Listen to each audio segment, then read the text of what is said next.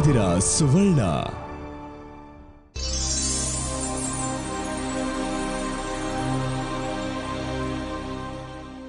ಸುವರ್ಣ ವಾಹಿನಿಯ ಎಲ್ಲ ವೀಕ್ಷಕರಿಗೆ ನಮಸ್ಕಾರ. ನಿಮ್ಮ ನೆಚ್ಚಿನ ಹೆಲ್ತ್ ಪ್ಲಸ್ ಕಾರ್ಯಕ್ರಮಕ್ಕೆ ಆತ್ಮೀಯ ಸ್ವಾಗತ.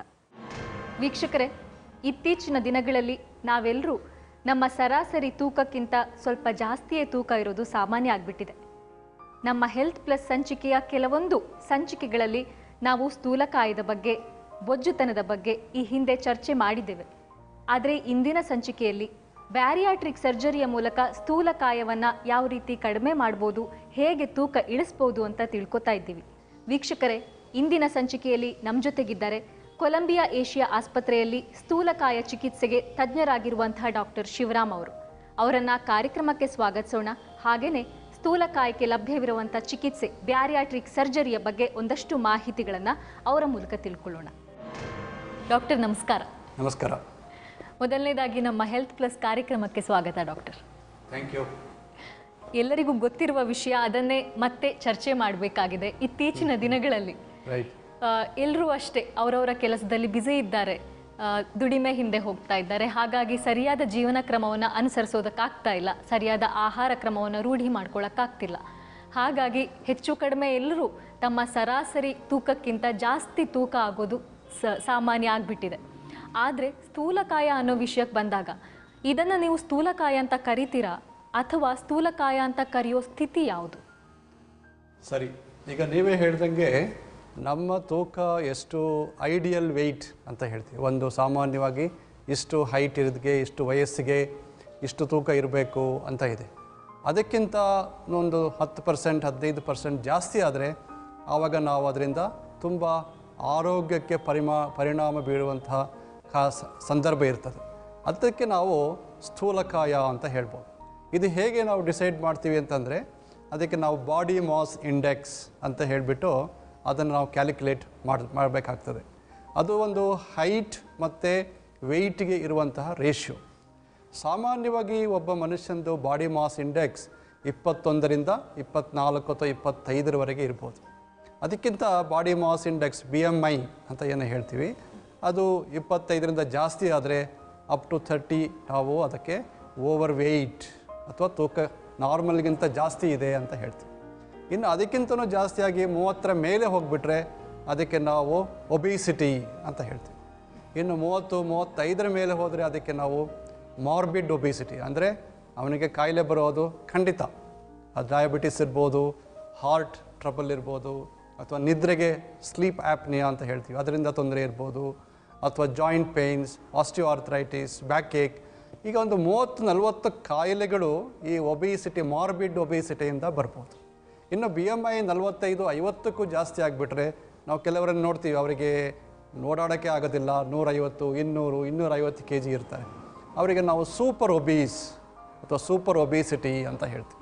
ಹೀಗೆ ಒಬಿಸಿಟಿಯನ್ನು ನಾವು ಬೇರೆ ಬೇರೆ ಥರದಲ್ಲಿ ಕ್ಲಾಸಿಫಿಕೇಷನ್ ಮಾಡಿಬಿಟ್ಟು ಸ್ಥೂಲಕಾಯಕ್ಕಿಂತಲೂ ಎಷ್ಟು ಜಾಸ್ತಿ ಇದೆ ಅವರ ಬಾಡಿ ಮಾಸ್ ಇಂಡೆಕ್ಸ್ ಅನ್ನೋದನ್ನು ಡಿಟರ್ಮಿನ್ ಮಾಡಿಬಿಟ್ಟು ನಾವು ಅವರಿಗೆ ಈ ಥರ ಇವರಿಗೆ ಕಾಯಿಲೆ ಬರೋ ಸಾಧ್ಯತೆ ಇದೆಯಾ, ಇದರಿಂದ ಮುಂದೆ ಎಷ್ಟು ಹೆಲ್ತ್ ಪರಿಣಾಮಗಳು ಆಗಬಹುದು ಅನ್ನೋದನ್ನು ಡಾಕ್ಟ್ರುಗಳು ವಿಶ್ಲೇಷಣೆ ಮಾಡ್ಬೋದು. ಆ ಥರ ಒಬ್ಬ ವ್ಯಕ್ತಿಯ ತೂಕ ಅತಿಯಾಗಿ ಹೆಚ್ಚಾಗೋದಕ್ಕೆ ಅಥವಾ ಆತನಲ್ಲಿ ಅತಿಯಾದ ಬೊಜ್ಜುತನ ಬೆಳೆಯೋದಕ್ಕೆ ಮುಖ್ಯ ಕಾರಣಗಳೇನಿರುತ್ತೆ ಡಾಕ್ಟರ್?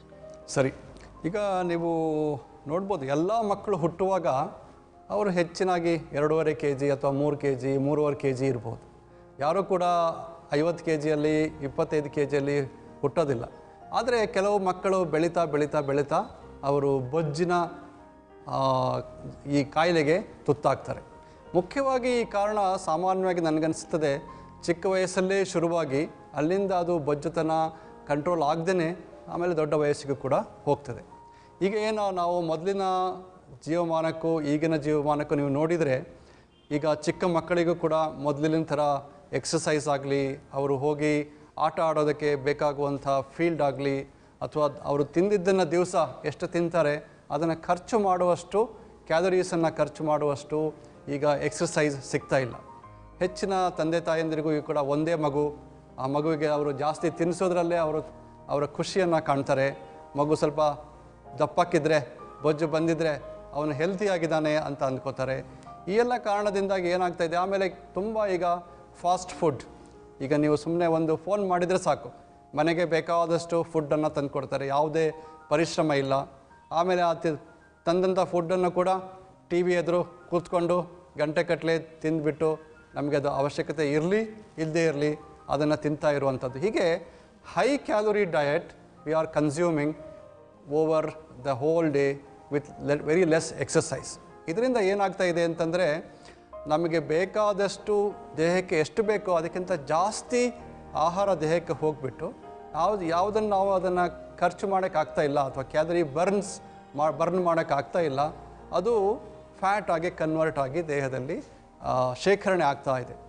ಎಕ್ಸಸೈಸ್ ಕಡಿಮೆ ಆಗ್ತಾ ಇದೆ, ಊಟ ಜಾಸ್ತಿ ಆಗ್ತಾ ಇದೆ. ಇದರಿಂದಾಗಿ long term energy imbalance in the body. ಇದರಿಂದ ಇದು ಒಂದು ದಿವಸ ಒಂದು ವರ್ಷದಲ್ಲಿ ಆಗುವಂಥದ್ದಲ್ಲ, ತುಂಬ ವರ್ಷದಿಂದ ಇದು ಜಾಸ್ತಿ ತಿಂದು ಕಡಿಮೆ ಎಕ್ಸಸೈಸ್ ಮಾಡೋದ್ರಿಂದ ಫ್ಯಾಟ್ ಬಾಡಿಯಲ್ಲಿ ಸೇರಿಕೊಂಡು ಈ ಥರ ಕಾಯಿಲೆಗಳು ಬರ್ತಾಯಿದೆ. ಇನ್ನು ಕೆಲವು ಚಿಕ್ಕ ಮಕ್ಕಳಿಗೆ ಅಥವಾ ವಯಸ್ಸಾದವರಿಗೆ ಕೆಲವು ಕಾರಣಗಳಿರ್ಬೋದು. ಈಗ ಥೈರಾಯ್ಡ್ ಪ್ರಾಬ್ಲಮ್ಸ್ ಅಥವಾ ಸ್ಟೀರಾಯ್ಡ್ ತಗೊಳ್ತಾ ಇದ್ದರೆ ಅದರಿಂದನೂ ಬೊಜ್ಜು ಬರ್ಬೋದು. ಅದಕ್ಕೆ ನಾವು ಮೆಡಿಕಲ್ ಟ್ರೀಟ್ಮೆಂಟ್ ಕೊಟ್ಟು ಅದನ್ನು ಕಂಟ್ರೋಲ್ ಮಾಡ್ಬೋದು. ಆದರೆ ಈ ಎಲ್ಲ ಕಾರಣಗಳಿಂದ ಇನ್ನು ಕೆಲವು ಫ್ಯಾಮಿಲಿಯಲ್ಲಿ ಕೆಲವರು ಸಿಸ್ಟರ್ಸು ಅಥವಾ ಬ್ರದರ್ಸ್ ಅವರೆಲ್ಲರೂ ಒಬೀಸ್ ಇರ್ತಾರೆ. ಅದು ಫ್ಯಾಮಿಲಿಯಲ್ ಪ್ರಾಬ್ಲಮ್ಸ್ ಅಥವಾ ಜೆನೆಟಿಕ್ ಪ್ರಾಬ್ಲಮ್ಸ್. ಹೀಗೆ ತುಂಬ ಕಾರಣಗಳಿದೆ ಬೊಜ್ಜುತನ ನಮ್ಮನ್ನು ಆವರಿಸಿಕೊಳ್ಳೋದಕ್ಕೆ. ಡಾಕ್ಟರ್, ಇತ್ತೀಚೆಗೆ ಸಾಮಾನ್ಯ ಎಲ್ಲರನ್ನೂ ಈ ಒಬೇಸಿಟಿ ಕಾಡ್ತಾ ಇದೆ, ಬೊಜ್ಜುತನ ಅನ್ನುವಂಥದ್ದು ಕಾಡ್ತಾ ಇದೆ ಅಂತ ಹೇಳ್ತಾರೆ. ಯಾಕೆ ಅಂತ ಕೇಳಿದ್ರೆ ಜೀವನ ಶೈಲಿ, ಆಹಾರ ಕ್ರಮ ಇದು ಸಾಮಾನ್ಯವಾಗಿ ಸಿಗುವಂಥ ಉತ್ತರ.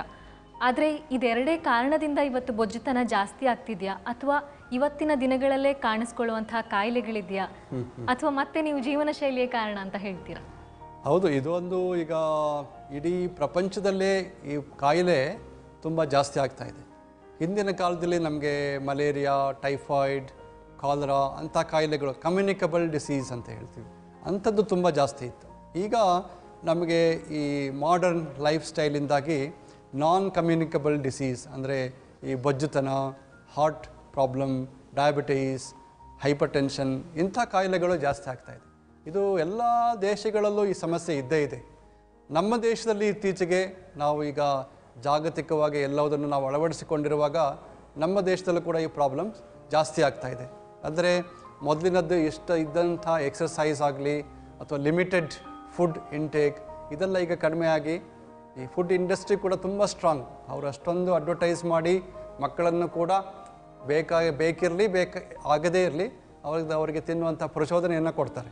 ಹಾಗೆ ನಮ್ಮ ಅಫೋರ್ಡಬಿಲಿಟಿ, ನಮಗೆ ಬೇಕಾದಂಥ ಜೀವನ ಶೈಲಿಯನ್ನು, ಫುಡ್ ಬೇಕಾದಂಥದ್ದು ಪರ್ಚೇಸ್ ಮಾಡುವಂಥ ಕೆಪಾಸಿಟಿ ಇದೆಲ್ಲ ಜಾಸ್ತಿ ಆಗಿದೆ. ಹೀಗಾಗಿ ಮುಖ್ಯವಾಗಿ ನಾನು ಹೇಳೋದೇನು ಅಂತಂದರೆ less exercise, more intake of carbohydrate and fatty food.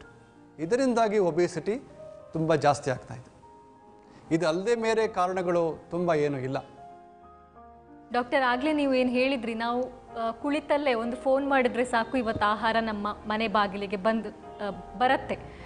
ನಮ್ಮ ಅನುಕೂಲಗಳು ಜಾಸ್ತಿ ಆಗಿ ಆಗಿ ನಮಗೆ ಕಾಯಿಲೆಗಳನ್ನು ಒಂಥರ ಸ್ವಾಗತ ಮಾಡ್ತಾ ಇದ್ದೀವೇನೋ ಅನ್ನೋ ಹಾಗೆ. Very true.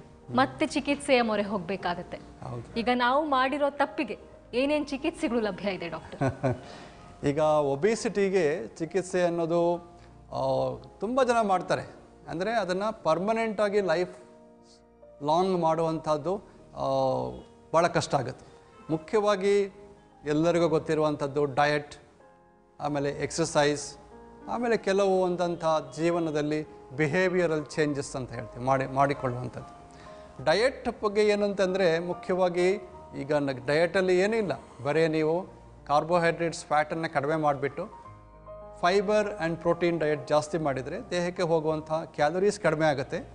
ಆಮೇಲೆ ತೂಕ ಜಾಸ್ತಿ ಆಗೋದನ್ನು ಕಡಿಮೆ ಮಾಡಬಹುದು ಅಂತ. ನೀವು ಫಿಲ್ಮ್ ಸ್ಟಾರ್ಸನ್ನು ಕೆಲವೊಂದನ್ನು ನೋಡಿರ್ಬೋದು. ಅವರು ಬೇಕಾದಾಗ ತೂಕ ಜಾಸ್ತಿ ಮಾಡ್ಕೋತಾರೆ, ಆಮೇಲೆ ಅವರ ರೋಲಿಗೆ ತಕ್ಕಂಥ ಯಾವಾಗ ತೂಕ ಕಡಿಮೆ ಮಾಡಬೇಕೋ ಅದನ್ನು ಕಡಿಮೆ ಮಾಡ್ತಾರೆ. ಬಟ್ ಇದನ್ನು ಲೈಫ್ ಲಾಂಗ್ ಮಾಡೋದು ಕಷ್ಟ ಆಗುತ್ತೆ. ಅದನ್ನು ಮಾಡಿಬಿಟ್ಟು ಸ್ವಲ್ಪ ದಿವಸ ಆ ಥರ ಮಾಡ್ಬೋದು.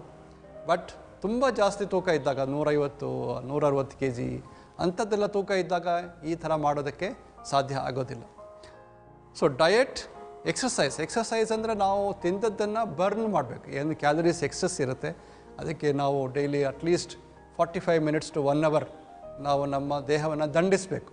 ದಿವಸ ಓಡೋದು ಅಥವಾ ಟ್ರೆಡ್ಮಿಲ್ ಮಾಡೋದು ಅಥವಾ ಸೈಕ್ಲಿಂಗ್ ಮಾಡೋದು, ಇದು ಡೈಲಿ 1 ಅವರ್ ಮಾಡ್ತಾ ಇದ್ದರೆ ಡೆಫಿನೆಟಾಗಿ ತೂಕವನ್ನು ಕಂಟ್ರೋಲಲ್ಲಿ ಇಟ್ಕೋಬೋದು. ಬಟ್ ಏನಂದರೆ ನಮಗೆ ಸೋಮಾರಿತನ ಅನ್ನೋದು ಇದೆಯಲ್ಲ, ನಾವು 2 ದಿವಸ ಮಾಡ್ತೀವಿ, 3 ದಿವಸ ರೆಸ್ಟ್ ತೊಗೊಳ್ತೀವಿ, ಆಮೇಲೆ ಕೈ ನೋವು, ಕಾಲು ನೋವು, ಬೆನ್ನು ನೋವು ಅಂತ ಹೇಳಿಬಿಟ್ಟು ಇವತ್ತು ಮಳೆ ಬಂತು, ಇವತ್ತು ಸೆಕೆ ಜಾಸ್ತಿ ಇದೆ, ನೂರಾರು ಕಾರಣಗಳನ್ನು ಕೊಟ್ಬಿಟ್ಟು ನಾವು ಅದನ್ನು ತಪ್ಪಿಸ್ಕೊಳ್ಳೋದಕ್ಕೆ ಪ್ರಯತ್ನ ಮಾಡ್ತೀವಿ.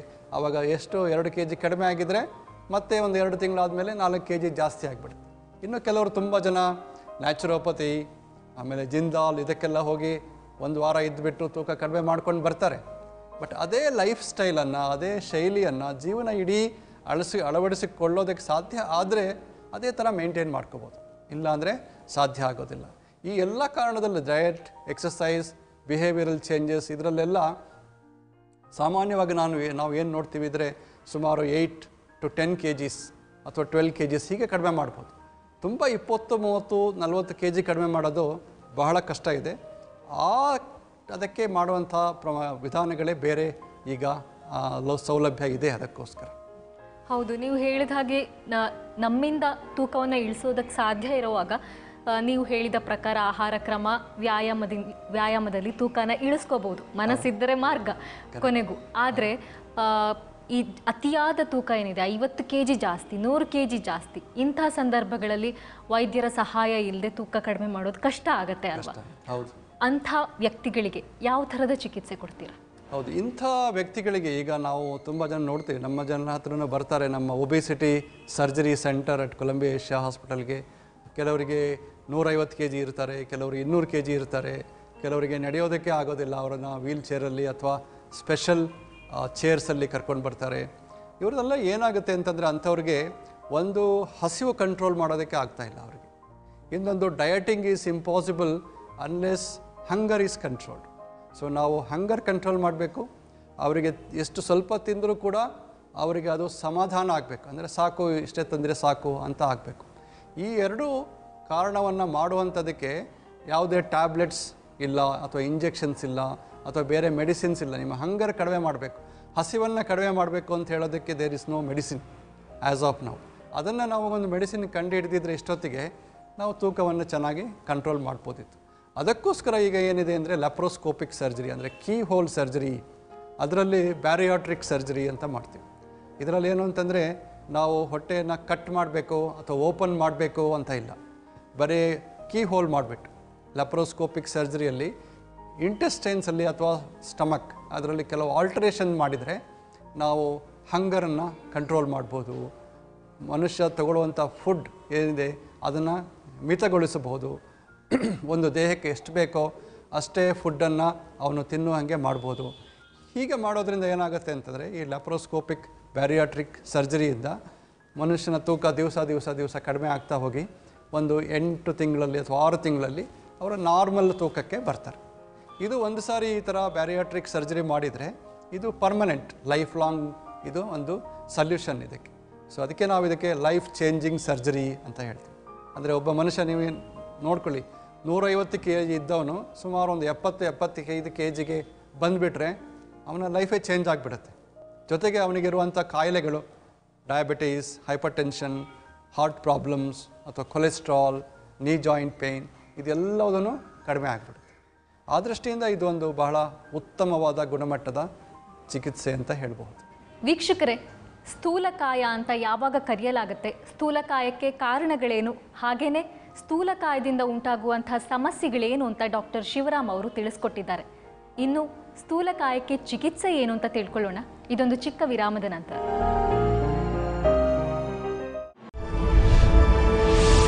ನೀವು ನೋಡ್ತಾ ಇದ್ದೀರಾ ಸುವರ್ಣ.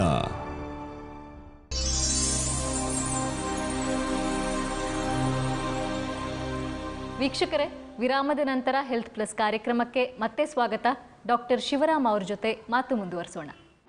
ಡಾಕ್ಟರ್, ನೀವು ಬ್ಯಾರಿಯಾಟ್ರಿಕ್ ಸರ್ಜರಿ ಅಂತ ಏನು ಹೇಳಿದ್ರಿ ಈಗ ತಾನೇ, ಅದನ್ನು ಯಾರಿಗೆ ಮಾಡಲಾಗತ್ತೆ? ಸ್ಥೂಲಕಾಯ ಇರೋ ಪ್ರತಿ ವ್ಯಕ್ತಿಗೂ ಬ್ಯಾರಿಯಾಟ್ರಿಕ್ ಸರ್ಜರಿ ಮಾಡೋದು ಅನಿವಾರ್ಯ ಆಗುತ್ತಾ?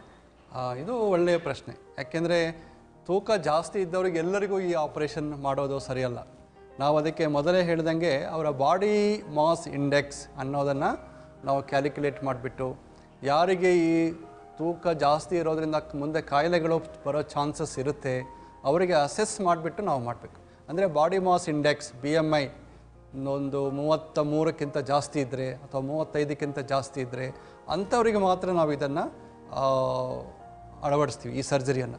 ಅದಕ್ಕಿಂತ ಕಡಿಮೆ ಇರೋರು ನಾವು ಅವರಿಗೆ ಎಕ್ಸಸೈಸ್ ಮತ್ತು ಡಯಟ್ ಮತ್ತು ಫಿಸಿಯೋಥೆರಪಿ ಆಮೇಲೆ ಇನ್ನು ಕೆಲವೆಲ್ಲ ಲೋ ಕ್ಯಾಲರಿ ಡಯಟ್ಸ್ ಇರುತ್ತೆ ಅದನ್ನೆಲ್ಲ ಸಜೆಸ್ಟ್ ಮಾಡಿಬಿಟ್ಟು ಅವರನ್ನು ಪ್ರತಿ ತಿಂಗಳು 2 ತಿಂಗಳಿಗೆ ಒಂದು ಸರಿ ಮಾನಿಟರ್ ಮಾಡಿಬಿಟ್ಟು ಅವರ ತೂಕ ಕಡಿಮೆ ಮಾಡೋದಕ್ಕೆ ನಾವು ಸಲಹೆ ಕೊಡ್ತೀವಿ. ಯಾರಿಗೆ ಬಾಡಿ ಮಾಸ್ ಇಂಡೆಕ್ಸ್ 35ಕ್ಕಿಂತ ಜಾಸ್ತಿ ಇದೆ ಅಂಥವರಿಗೆ ನಾವು ಈ ಸರ್ಜರಿಯನ್ನು ಮಾಡೋದಕ್ಕೆ ನಾವು ಸಲಹೆಯನ್ನು ಕೊಡ್ತೀವಿ. ಈಗ ನೀವು ಲೆಪ್ರೋಸ್ಕೋಪಿಕ್ ಸರ್ಜರಿ ಅಂತ ಏನು ಹೇಳಿದ್ರಿ, ಬ್ಯಾರಿಯಾಟ್ರಿಕ್ ಸರ್ಜರಿ, ಲೈಫ್ ಚೇಂಜಿಂಗ್ ಸರ್ಜರಿ ಅಂತ ಆಗಲೇ ಹೇಳಿದ್ರಿ. ಅವರ ಲೈಫ್ ಹೇಗೆ ಚೇಂಜ್ ಆಗುತ್ತೆ, ಯಾವ ಥರ ಬದಲಾಗುತ್ತೆ ಅಂತ ನಾನು ಕೇಳ್ಬೋದಾ? ತೂಕವನ್ನು ಯಾವ ಲೆವೆಲಲ್ಲಿ ಕಡಿಮೆ ಮಾಡ್ಕೋತಾರೆ ಅಂತ? ಹೌದು, ಇದು ಏನಾಗುತ್ತೆ, ನಾವು ಆಪರೇಷನ್ ಮಾಡಿದ ತಕ್ಷಣ ತೂಕ ಕಡಿಮೆ ಆಗುತ್ತೆ ಅಂತ ಅಲ್ಲ. ಅಂದರೆ ನಾವು it's a healthy way of losing weight. ಅಂದರೆ ಸಡನ್ನಾಗಿ ತೂಕ ಕಡಿಮೆ ಆಗಬಾರ್ದು. ನಾವು ಒಂದು ಆಪರೇಷನ್ ಮಾಡಿದ ಮೇಲೆ ಸಾಮಾನ್ಯವಾಗಿ ಲ್ಯಾಪ್ರೋಸ್ಕೋಪಿಕ್ ಬ್ಯಾರಿಯಾಟ್ರಿಕ್ ಸರ್ಜರಿ ಮಾಡಿದಾಗ 2 ದಿವಸ ಅಥವಾ 3 ದಿವಸ ಅವರು ಆಸ್ಪತ್ರೆಯಲ್ಲಿ ಇರಬೇಕಷ್ಟೇ. ಆಮೇಲೆ ಇದರಲ್ಲಿ ಜಾಸ್ತಿ ನೋವು ಇರೋದಿಲ್ಲ, ಅವರಿಗೆ ಬೆಡ್ ರೆಸ್ಟ್ ಏನು ಬೇಕಾಗಿಲ್ಲ. ಆಪ್ರೇಷನ್ ಆದ ಕೂಡಲೇ ಅವರು ಮನೆಗೆ ಅಥವಾ ನೆಕ್ಸ್ಟ್ ಡೇಯಿಂದ ನಡೆಯೋದಕ್ಕೆ ಶುರು ಮಾಡ್ಬೋದು, ಲಿಕ್ವಿಡ್ಸ್ ಎಲ್ಲ ತೊಗೋಬೋದು.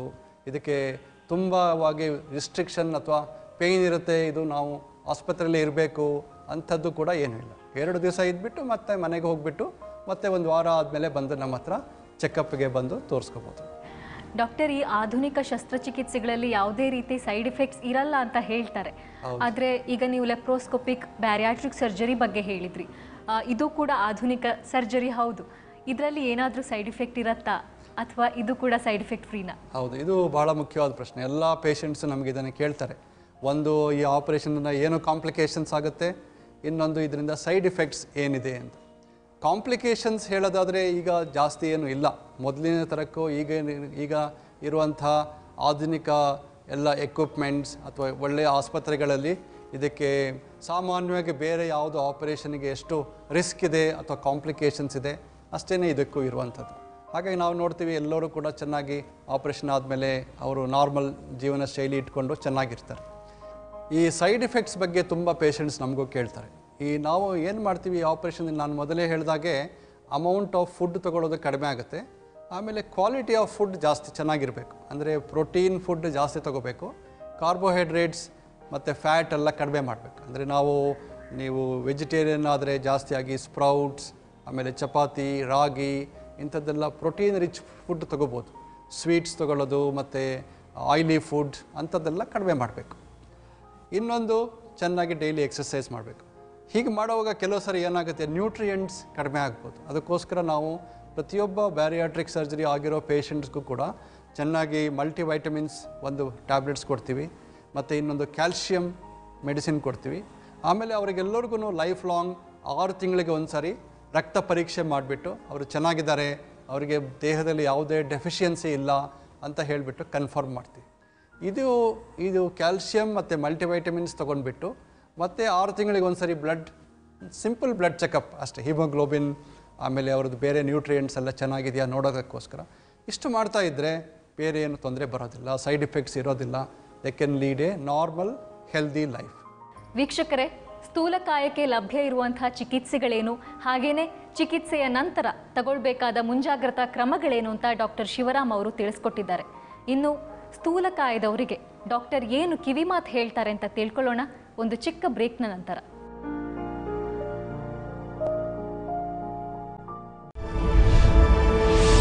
ನೀವು ನೋಡ್ತಾ ಇದ್ದೀರಾ ಸುವರ್ಣ.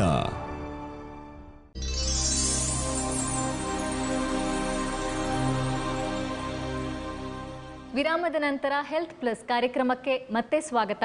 ಡಾಕ್ಟರ್ ಜೊತೆ ಮಾತು ಮುಂದುವರಿಸೋಣ. ಡಾಕ್ಟರ್, ಕೆಲವು ವರ್ಷಗಳ ಹಿಂದೆ ನಾವು ಪತ್ರಿಕೆಗಳಲ್ಲೆಲ್ಲ ಲೇಖನಗಳನ್ನ ಓದ್ತಾ ಇದ್ವಿ. ನಿಮ್ಮ ದೇಹವನ್ನು ನೀವು ಒಪ್ಕೊಳ್ಳಿ, ನಿಮ್ಮ ದೇಹವನ್ನು ಪ್ರೀತಿಸಿ ಅನ್ನುವಂಥ ಹೆಸರಿನಲ್ಲಿ ಸ್ಥೂಲಕಾಯದವರಿಗಾಗಿಯೇ ಒಂದಷ್ಟು ಪತ್ರಿಕೆಗಳಲ್ಲಿ ಲೇಖನಗಳು ಬರ್ತಾ ಇತ್ತು. ಆದರೆ ಇವತ್ತು ನೀವು ಹೇಳ್ತಾ ಇದ್ದೀರಾ ಬದುಕನ್ನು ಬದಲಾಯಿಸ್ಬೋದು ಅಂತ. ಲೈಫ್ ಚೇಂಜಿಂಗ್ ಸರ್ಜರಿ ಅಂತ ಕರೆದ್ರಿ ಬ್ಯಾರಿಯಾಟ್ರಿಕ್ ಸರ್ಜರಿಯನ್ನು. ಕೊನೆಯದಾಗಿ ಸ್ಥೂಲಕಾಯದವರಿಗೆ ನಿಮ್ಮ ಕಿವಿ ಮಾತೇನು? ಯಾವ ಥರ ಅವರಲ್ಲಿ ಆತ್ಮವಿಶ್ವಾಸವನ್ನು ತುಂಬ್ತೀರಾ? ರೈಟ್. ಈಗ ಸ್ಥೂಲಕಾಯದವರು ಹಿಂದಿನ ಥರ ಅವರು ಇದ್ರ ಬಗ್ಗೆ ನೀವು ಹೇಳಿದ್ರಿ, ತುಂಬ ಜನ ಇದರಿಂದ ಪ್ರಯತ್ನ ಮಾಡಿ ಡಿಪ್ರೆಷನ್ಗೆ ಹೋಗ್ತಾರೆ, ಅವರು ಸಮಾಜದಲ್ಲಿ ಮುಂದೆ ಬರೋದಕ್ಕೆ ಅವರು ಹಿಂಜರಿಯಬಹುದು ಅಂತ ಹೇಳಿ. ಆ ಥರ ಮಾಡಬೇಕು ಅಂತ ಏನಿಲ್ಲ. ಈಗ ಆಧುನಿಕ ಚಿಕಿತ್ಸಾ ಸೌಲಭ್ಯದಲ್ಲಿ ಸ್ಥೂಲಕಾಯವನ್ನು ನಾವು ನಿಜವಾಗಲೂ ಕಂಟ್ರೋಲ್ ಮಾಡ್ಕೊಳ್ಬೋದು. ಆದರೆ ತುಂಬ ಜನ ಅದಕ್ಕೆ ಮಿಸ್ಗೈಡ್ ಮಾಡ್ತಾರೆ. ಅಂದರೆ ಅವರು ಎಲ್ಲೋ ಅಡ್ವರ್ಟೈಸ್ಮೆಂಟ್ ನೋಡಿಬಿಟ್ಟು ಏನೋ ತೊಗೊಂಡ್ಬಿಟ್ಟು ಆಮೇಲೆ ಹೆಲ್ತ್ ಪ್ರಾಬ್ಲಮ್ ಮಾಡಿಕೊಂಡು ಬರ್ತಾರೆ. ಇನ್ನೊಂದು ತುಂಬ ಜನ ತೂಕ ಕಡಿಮೆ ಮಾಡಬೇಕು ಅಂತ ಹೇಳಿಬಿಟ್ಟು ಲೈಪೋಸೆಕ್ಷನ್ ಅಂತ ಹೋಗ್ತಾರೆ. Liposuction is a cosmetic procedure, ಅದು it's not a weight loss procedure.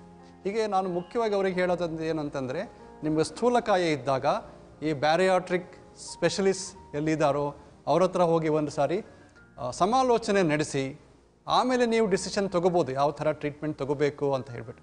ಒಂದು ಸಾರಿ ಇದ್ರ ಬಗ್ಗೆ ಜಾಸ್ತಿಯಾಗಿ ಈಗ ಇಂಟರ್ನೆಟ್ಟಲ್ಲಿ ಆಮೇಲೆ ತುಂಬ ಜನ ಸೈನ್ಸ್ ಬುಕ್ಸ್ಗಳಲ್ಲಿ ಇದ್ರ ಬಗ್ಗೆ ತುಂಬ ಚೆನ್ನಾಗಿ ಮಾಹಿತಿಗಳು ಲಭ್ಯ ಇದೆ. ಅಥವಾ ತುಂಬ ಜನ ಇದನ್ನು ಕಂಟ್ರೋಲ್ ಮಾಡ್ಕೊಂಡಿರೋರನ್ನ ನೀವು ಸಮಾಜದಲ್ಲಿ ನೋಡ್ತಾ ಇರ್ಬೋದು. ಈಗ ತುಂಬ ಜನ ಇದ್ದಾರೆ ನಮ್ಮ ಫಿಲ್ಮ್ ವರ್ಲ್ಡಲ್ಲಿ ಅಥವಾ ಬಿಸ್ನೆಸ್ ವರ್ಲ್ಡಲ್ಲಿ, ಯಾರು ತುಂಬ ದಪ್ಪ ಇದ್ದರು ಈಗ ಅವರು ಅದನ್ನು ಕಂಟ್ರೋಲ್ ಮಾಡಿಕೊಂಡು ಹೆಲ್ದಿ ಜೀವನ ನಡೆಸ್ತಾ ಇದ್ದಾರೆ.